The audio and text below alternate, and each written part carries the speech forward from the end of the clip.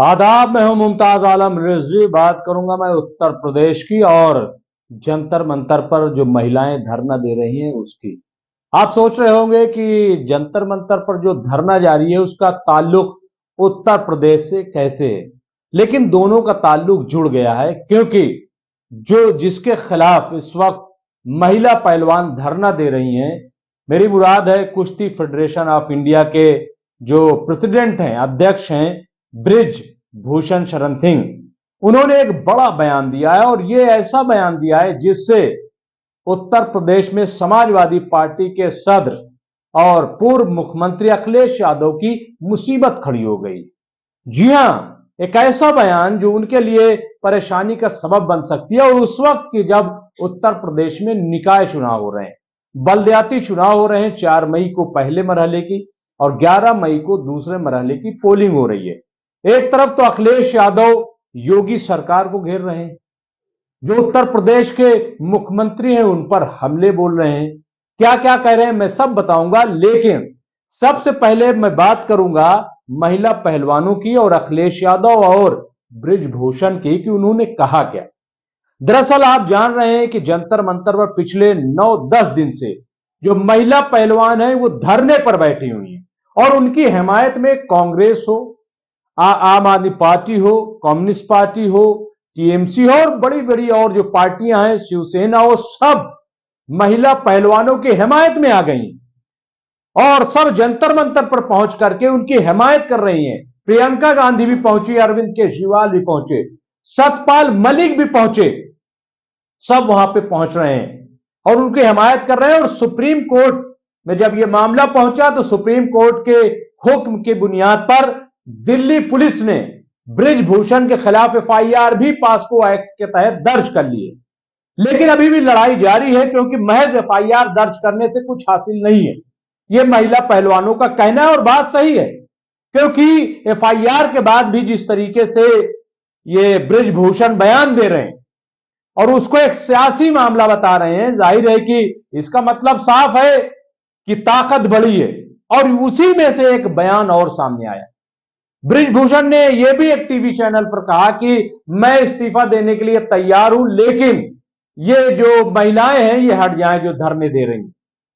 लेकिन इस पर जवाब दिया महिला पहलवानों ने कि ऐसा नहीं है, आप अध्यक्षता से भी इस्तीफा देंगे, संसदीय से भी इस्तीफा देंगे और आपको जेल जाना पड़ेगा। तो अब ब्रिजभूषण ने कहा है कि मैं इस्तीफा नहीं दूंगा। लेकिन सवाल यह है कि इसमें भाजपा चुप है, सरकार चुप है, यह तो ठीक था, यह बात बिल्कुल सही थी, क्योंकि भाजपा और सरकार सब एक है। मुमकिन है कि इसी वजह से चुप हो, क्योंकि जो ब्रिजभूषण सिंह हैं वो भाजपा के सांसद हैं और ऐसे में भाजपा क्या करे। हालांकि ऐसा नहीं है कि कुछ नहीं कर सकती, अगर गलत है तो हटा सकती, लेकिन वो चुप है। लेकिन समाजवादी पार्टी क्यों चुप? और एक चुप कितना खतरनाक साबित होता है यह आज आपको पता चले। सब पार्टियां बोल रही हैं अपोजिशन की, जेडीयू बोल रही है, आरजेडी बोल रही है, शिवसेना उद्धव ठाकरे बोल रही है, टीएमसी बोल रही है, कांग्रेस बोल रही है, आम आदमी पार्टी बोल रही है, और भी जो पार्टियां अपोजिशन में सब बोल रही हैं, मायावती तक बोली। लेकिन अखिलेश यादव चुप क्यों?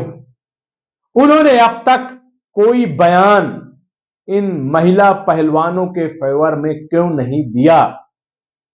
क्यों नहीं बोले? अब जब वो चुप थे तो इसका फायदा उठा लिया ब्रिजभूषण शरण सिंह ने और उन्होंने एक बयान दिया। कहा दरअसल ये जो अखिलेश यादव चुप है, मैं उनका धन्यवाद करता हूं, उनका स्वागत करता हूं, उनकी चुप्पी का स्वागत किया। जी हां, और कहा कि चूंकि उनको सब पता है कि सच्चाई क्या है और इसीलिए वो चुप है। इसका मतलब यह है कि अखिलेश यादव इस मामले में ब्रिजभूषण शरण सिंह के साथ खड़े हैं और महिला पहलवानों के खिलाफ हैं। ब्रिजभूषण के बयान से तो यही लग रहा है। यानी इस मामले में अगर देखा जाए तो फिर इसका मतलब अखिलेश यादव तो भाजपा के साथ खड़े हो गए, अपोजिशन के साथ वो नहीं है और उनकी नजर में अपोजिशन सब गलत है। और उन्होंने कहा ब्रिजभूषण ने कि अगर हम पहलवानों की बात करें तो 10,000 के करीब उत्तर प्रदेश से पहलवान आते हैं और इनमें से 8,000 पहलवान जो है वो यादव बिरादरी के हैं, जो समाजवादी हैं। जी हां, यही लफ्ज इस्तेमाल किया है। जो यादव बिरादरी से 8,000 और समाजवादी से हैं, वो भी चुप है क्योंकि उन्हें सच्चाई पता है। तो ये चुप्पी जो है वो कितनी खतरनाक। अब देखना होगा कि क्या अखिलेश यादव इस पूरे मामले में बोलते हैं या नहीं, जवाब देते हैं या नहीं देते, वो क्या कहते हैं कि अपोजिशन के साथ हैं या भाजपा और मोदी सरकार के साथ है। चुनाव सर पर है, निकाय चुनाव।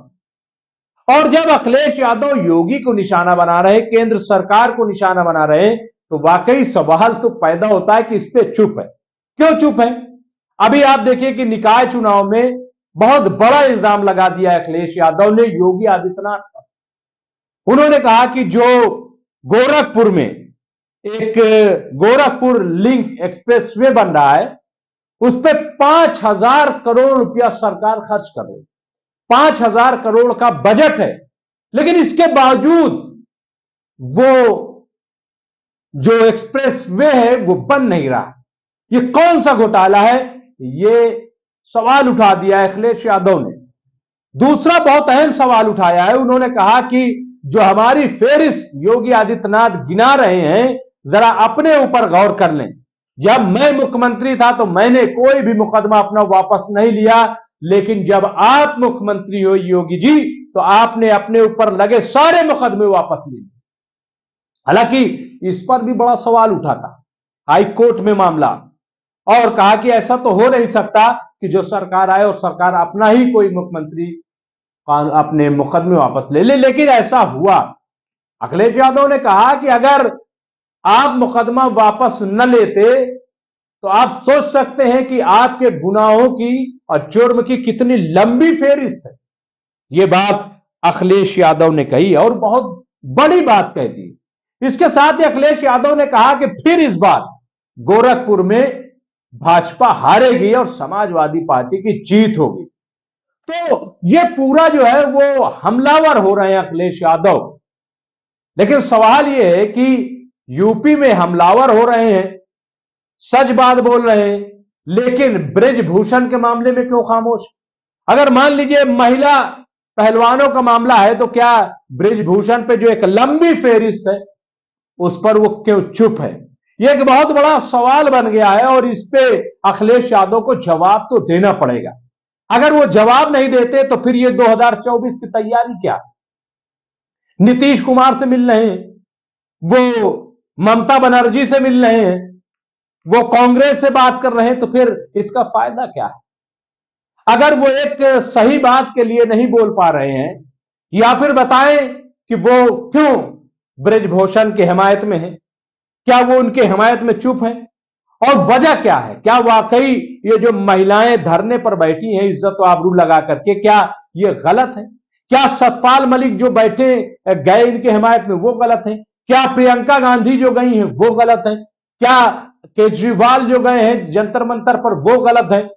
क्या सुप्रीम कोर्ट ने जो पूरे मामले को देख करके और ये हुक्म जारी किया कि आप ब्रिजभूषण के खिलाफ एफआईआर दर्ज कीजिए, पास्को के तहत एफआईआर दर्ज हुई, वो गलत है?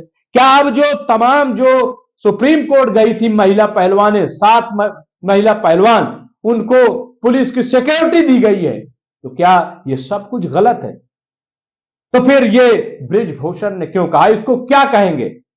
ये कोई बहुतान तो नहीं है जो अखिलेश के ऊपर लगाया गया है? क्या अखिलेश के खिलाफ कोई साजिश तो नहीं है जो की जा रही है? और ऐसे में जरूरी हो जाता है कि अखिलेश यादव जरूर मीडिया में आए और बताएं कि इसके पीछे की वजह क्या है, साजिश क्या है। बहुत बहुत शुक्रिया।